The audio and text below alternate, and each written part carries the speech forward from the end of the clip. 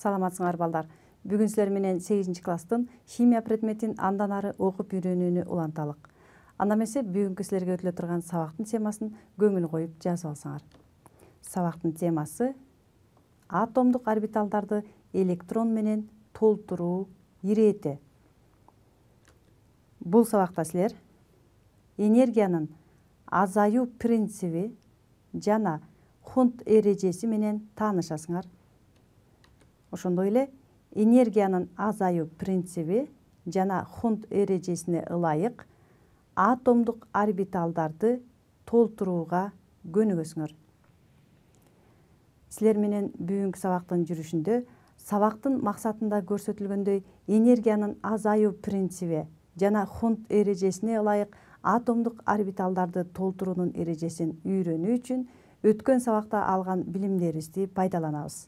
Келгиле анда биз силер менен өткөн сабакта өткөн материалдарды бир аз эсибизге салып кайталап алалы. Силердин эсиңерде болсо керек, силер менен өткөн сабакта башкы кванттык сандын мааниси n-ге барабар экендигин таанышканбыз.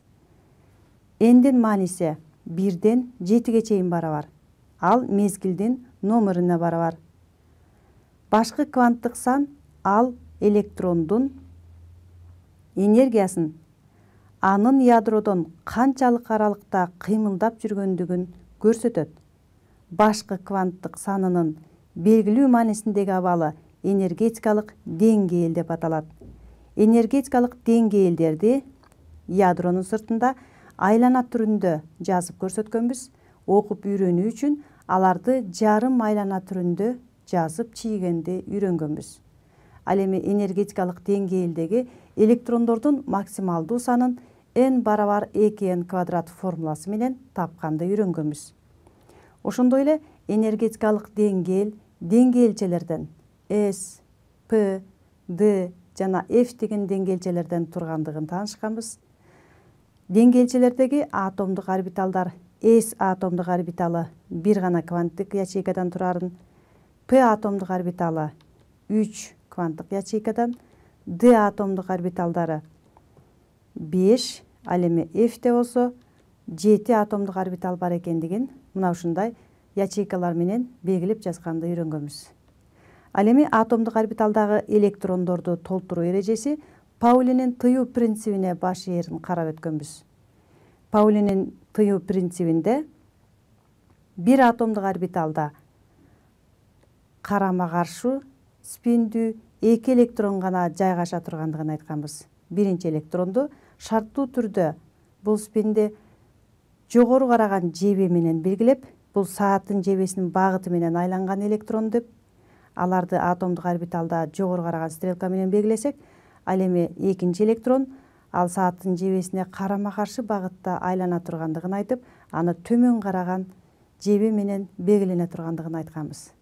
Тагыраак айтсак, Паулинин тыюу принцибинде бир атомдук орбиталда карама каршы спиндүү 2 гана электрон айлана тургандыгын айтканбыз.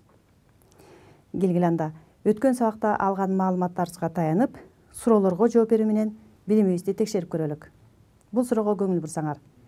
Гелийдин атомдук орбиталында электрондор кандай иретте жайгашат?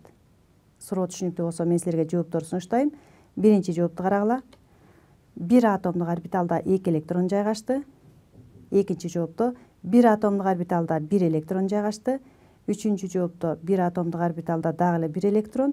Ал эми төртүнчү жоопто бир атомдук орбиталда 2 электрон. Бирок электрондордун жайгашуусуна көңүл бургула. Биз силер менен Паулинин тыюу принцибин жогоруда кайталап өттүк. Бул маалыматтарга таянып туруп туура жоопту тандасыңар. Мен силерге багыт берейин. Гелий мезгилдик таблицада 2-нчи катарда жайгашкан. Электрондук формуласы 1s2 деп жазылат. Ал эми атомдук түзүлүшүнүн моделине көңүл бурсаңар, ал биринчи мезгилде жайгашкандыктан бир гана энергетикалык деңгээли бар. Анда 2 электрон айланып жүрөт. Силер аны сүрөттөн көрүп турасыңар. Анда силер азыркы эрежелерге таянып, алган маалыматтарга таянып туруп туура жоопту тандасаңар. Туура жооп 4-сү. Гелий атомундагы 2 электрон карама каршы спиндүү электрондор бир атомдук орбиталда жайгашат дагы, алар сааттын жебеси менен багыты менен айлангандар жогору караган жебе менен, карама каршы багытта айлангандары төмөн караган жеби менен белгиленет деп айттык. Ал эми биринчи, үчүнчү мисалдарды карасаңар, бул эрежелерге ылайык эмес. Мына ошондуктан мындай толтуруу туура эмес. Ал эми экинчи мисалды карасаңар, бул суутек элементине туура келүүчү атомдук орбитал. Анда бир гана электрону бар экендигин билесиңер. Силер менен азыр суутек жана гелий элементинин атомдордун түзүлүшүн карап өттүк. Бул элементтер мезгилдик таблицада биринчи мезгилде жайгашкан. Ал эми экинчи мезгилде жайгашкан элементтердин атомдук орбиталында электрондор кандай иретте жайгашат? Азыр силер менен экинчи мезгилде жайгашкан элементтердин бири көмүртек элементинин атомунун түзүлүшүн карап көрөлү. Көңүл бурсаңар, көмүртектин атомдук орбиталында электрондор кандай иретте жайгашат? Азыр силер көмүртек атомунун эң сырткы катмарындагы атомдук орбиталдарда электрондор кандай иретте жайгашаарын ойлонуп көрсөңөр. Мен силерге азыр эң сырткы катмарындагы электрондордун жайгашуусун сунуштайм. Силерге сунушталган 2s атомдук орбиталында 2 электрон, 2p атомдук орбиталында 2 электрон жайгашкандыгын сунуштадым. Экинчи жоопту карагыла. 2s атомдук орбиталында 2 электрон, 2p атомдук орбиталында 2 электрон. Бирок алардын жайгашуусу башкача экендигин көрүп турасыңар. Үчүнчү жоопту карагыла. Дагы эле 2s атомдук орбиталында 2 электрон, ал эми 2p атомдук орбиталында 2 электрондун кандай жайгашкандыгын жогорудагы мисалдардан айырмачылыгын салыштырып карагыла. Төртүнчү мисалды сунуштайм. Төртүнчү жоопто 2s атомдук орбиталында 2 электронду жайгаштырдык. Ал эми p атомдук орбиталындагы 2 электронду кандай жайгаштыргандыгына көңүл бургула. Анда жогоруда калган маалыматтарга таянып туруп, туура жоопту тандасаңар. Мен силерге багыт берейин. Мезгилдик таблицада көмүртек 6-чы катарда жайгашкан. 6 электрону бар. Бирок азыр силерге эң сырткы катмарындагы 4 электрондун гана жайгашуусун сунуштап жатам. Бул электрондор кандай ирет менен толтурулат? Атомдун моделине көңүл бурсак, анда бардыгы 6 электрондун жайгашкандыгын көрүп турасыңар. Ички катмарында 2 электрон, 1s атомдук орбиталы, ал кандай жасалары силерге түшүнүктүү. Ал эми эң сырткы катмарындагы 4 электрон кандай иретте толтурулат? Сунушталган мисалдардын ичинен туура жоопту карап көрөлү. Туура жооп биринчиси. Эмне үчүн биринчи жооп туура болуп саналат? Бул Хунданын эрежесине ылайык толтурулган мисал. Анда Хунданын эрежесин окуп көрөлү. Хунданын эрежесине ылайык бош ячейкаларга биринчи иретте жалкы электрон, ал эми бош ячейкалар толгондон кийин карама каршы спиндүү электрондор жупташып жайгашат. Силер азыр биринчи мисалда 2 электрон карама каршы спиндүү электрондор 2s атомдук орбиталында жайгашкандыгын көрүп турасыңар.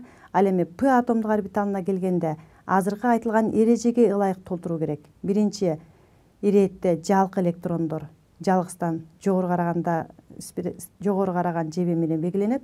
Андан кийин гана карама каршы спиндүү электрондор жупташып жайгаштырылышы керек.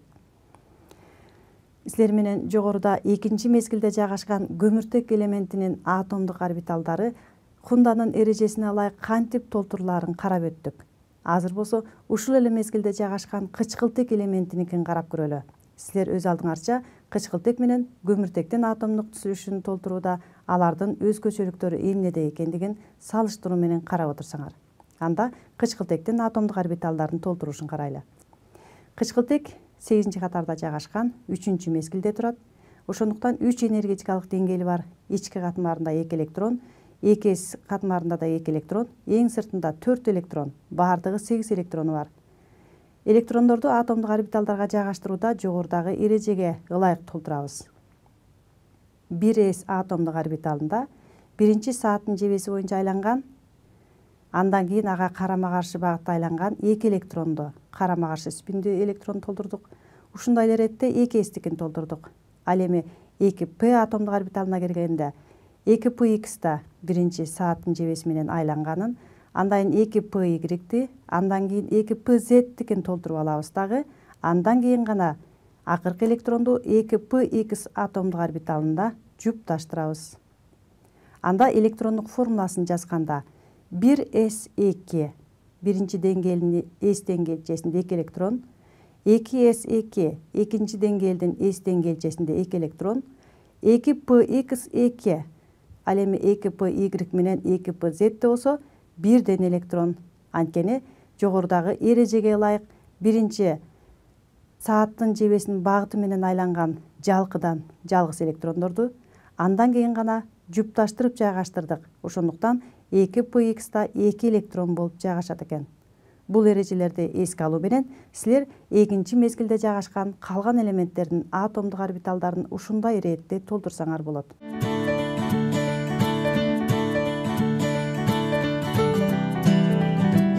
Силер менен жогоруда экинчи мезгилде жайгашкан элементтердин атомдук орбиталдарынын толтурулушунун эрежесин карап өттүк. Силер болсо өз алдыңарча үчүнчү мезгилде жайгашкан элементтердин атомдук орбиталдарын толтуруунун эрежесин өз алдыңарча иштесеңер болот. Азыр болсо төртүнчү мезгилде жайгашкан элементтердин атомдорундагы энергетикалык деңгээлинде электрондор кандай санда болот жана алар кандай иретте толтурула турганын карап көрөлү. Албетте бул Клешковский сунуш кылган катарга баш ийет. Ал сунуштаган катарда электрондор атомдук орбиталдардын энергиясынын өсүш багыты боюнча жайгашат. Биринчи, энергиянын азаюу принцибине ылайык биринчи кезекте энергиясы төмөн атомдук орбитал, андан кийинкиси улам өсүшүнө карата ирети менен толтурулат.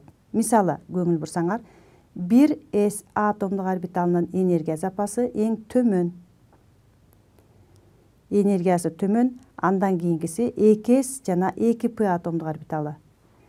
Ушундай иретте 3s, 3p атомдук орбиталыны, андан кийин карасаңар 3p'дан кийин 3d толтурулуш керек эле. Бирок эрежеге ылайык энергия запасы азыраак болгон 4s атомдук орбиталы толтурулгандан кийин гана 3d атомдук орбиталы, андан кийин кайрадан 4p атомдук орбиталы толтурулат. Ушундай иретте 5s, 4d, 5p, андан кийин гана 6s, 4f, 5d, 6p деп толтурулат. Кийинкисинде болсо 7s, 5f, 6d жана 7p толтурулат.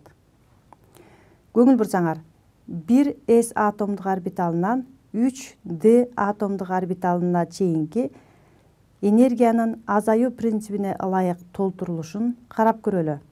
Бул жерде азыр эле айтып өттүк. 1s, 2s, 2p, 3s, 3p'дан кийин 3d атомдук орбиталы толтурулуш керек эле. Бирок энергиянын азаюу принцибине ылайык бул жерде 4s атомдук орбиталынын энергиясы аз болгондуктан биринчи толтурулуп, андан кийин гана 3d атомдук орбиталы толтурулары сунушталып жатат. Анда азыр эрежеге ылайык кальцийдин мисалын карап көрөлүк. Кальций мезгилдик таблицада 20-чы катарда жайгашкан, массасы 40-ка барабар. Анда ядросунун заряды да 20-га барабар. Ал 4-чү мезгилде тургандыктан 4 энергетикалык деңгээлин чийип алабыз.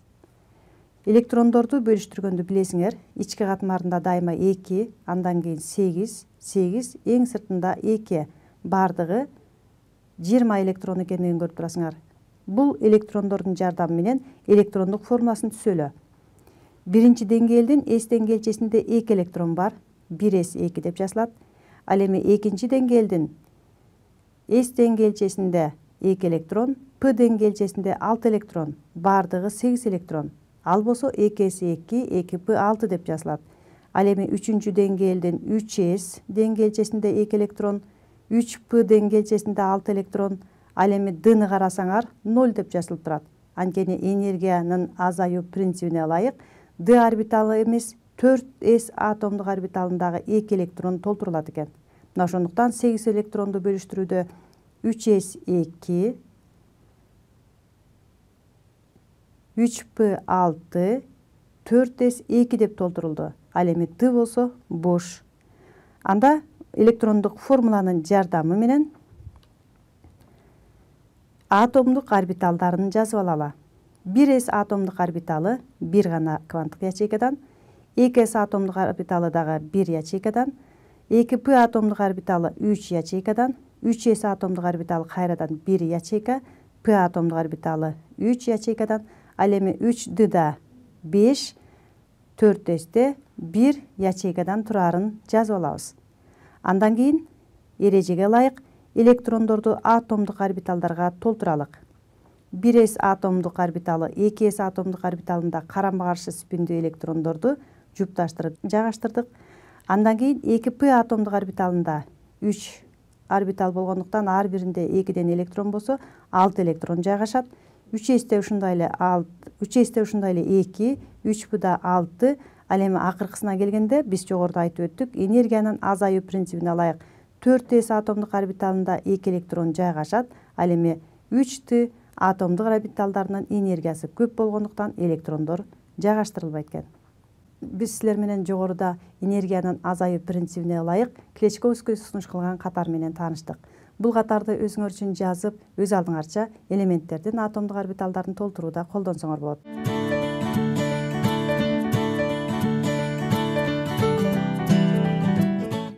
Келгиле анда алдыдагы алган билимибизди текшерүү үчүн кийинки суроого жооп берүү менен билимибизди текшерип көрөлүк. Анда көңүл бурсаңар. Катар номеру 23 болгон атомдун электрондору орбиталдарда кандай иретте жайланышат? Суроо түшүнүктүү болсо, мен силерге жооптор сунуштайын. Силердин эсиңерде болсун, ички катмарындагы электрондорун жазбайбыз. Эң сырткы катмарындагы электрондордун толтурулуш иретин гана карайбыз. 23 катардагы элемент 4 мезгилде жайгашкан. Бул кайсы элемент экендигин табасыңар. Анын электрондору атомдук орбиталда кантип жайгашаарын карайбыз. 1s, 2s, 2p атомдук орбиталдарында бардыгы 10 электрон бар. Аны силер билесиңер, бул электрондорду мен жазган жокмун, чекит менен гана белгилеп койдум. Силер 10 электрон бар деп элестеткиле. Ал эми эң сырткы катмарындагы 3s, 3p, 3d жана 4s атомдук орбиталдарында электрондор кандай жайгашат? Мен силерге биринчи жооп сунуштайын. Биринчи жоопто 3s'те 2, 3p'да 6, 4s'те 2, ал эми 3d'да бош экендигин көрүп турасыңар. Экинчи жоопто ушундай эле эреже менен толтурулду, бирок айырмасы 3d'да 1 электрон. Кийинки 3-чү мисалды карагыла. 3-чү жоопто атомдук орбиталдар 3s, 3p, 4s'те толугу менен толду, ал эми 3d'да 2 электрон. 4-чү жоопту карасаңар, айырмасы 3d'да 3 электрон. Анда силер 3d атомдук орбиталындагы электрондордун санын билүү менен 23 катардагы жайгашкан элемент кайсы элемент экендигин жана андагы электрондордун атомдук орбиталдарда толтуруу ирети кандай эрежеде толтурулаарын тапсаңар. Мен силерге багыт берейин.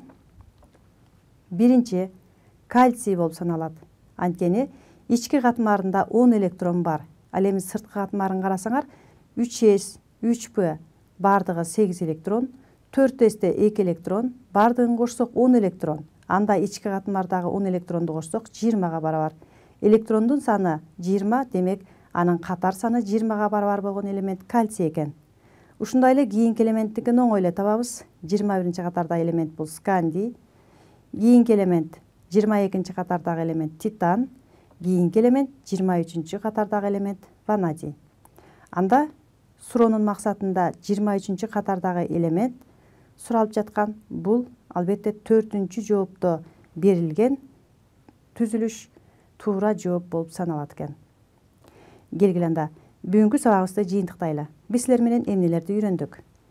Хунданын эрежесине ылайык бош ячейкаларга биринчи иретте жалкы электрон, ал эми бош ячейкалар толгондон кийин карама каршы спиндүү электрондор жупташып жайгашаарын билдик.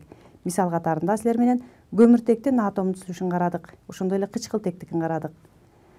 Андан сырткары электрондор атомдук орбиталдардын энергиясынын өсүш багыты боюнча жайгаша турган Клечковскийдин катары менен тааныштык. Бул катарды өз алдыңарча дептериңерге жазып, формула катарында өзүнчө белгилеп алсаңар болот.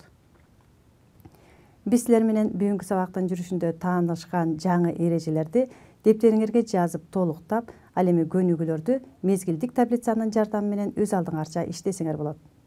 Ана эмесе силерге бөлүнгөн убакыт ушуну менен аяна келип жетти. Кийинки сабакта жолугушканга чейин саламатта тургула.